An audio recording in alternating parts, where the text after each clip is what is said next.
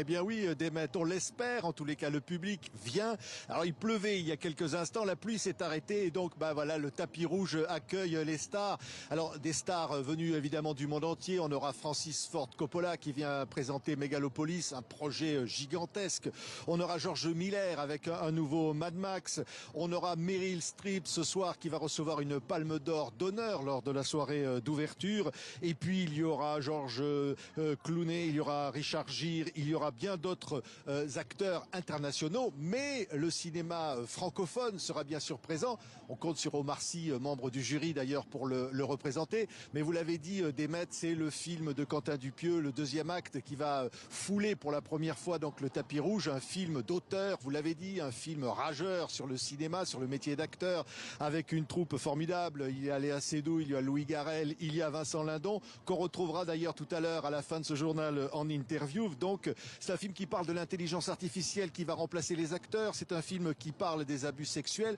C'est un film joyeux et cruel. Joyeux comme le délégué général du festival, Thierry Frémaux, a souhaité que soit ce festival de Cannes. Il veut un festival où on parle de cinéma et uniquement de cinéma. Patrick, Thierry Frémaux veut un festival joyeux, mais il ne sera pas sans polémique cette année.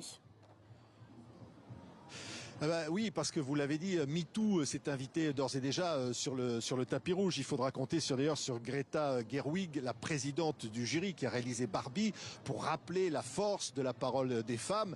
Et puis on attend Judith Godrèche, vous le savez, qui a dénoncé les abus dont elle a été victime dans le cinéma et qui présentera dès demain un court-métrage qui s'appelle Moi aussi. Et elle a promis de venir sur le tapis rouge avec un certain nombre de femmes qui ont été victimes d'abus, pas seulement dans le cinéma, d'abus de manière plus générale. Donc c'est une parole très forte comme ça qui résonne en ce début de 77e Festival de Cannes.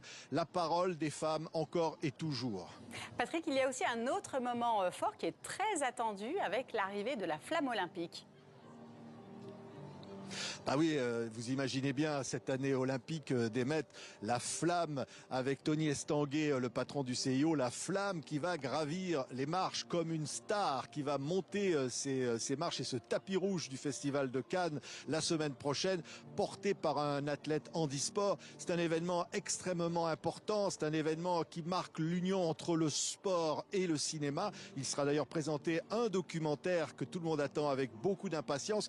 À coup sûr, cette image de la flamme sur le tapis rouge, ça va être un moment fort, peut-être un moment historique, en tous les cas, l'image peut-être d'un 77e Festival de Cannes qui peut-être va rester dans les annales.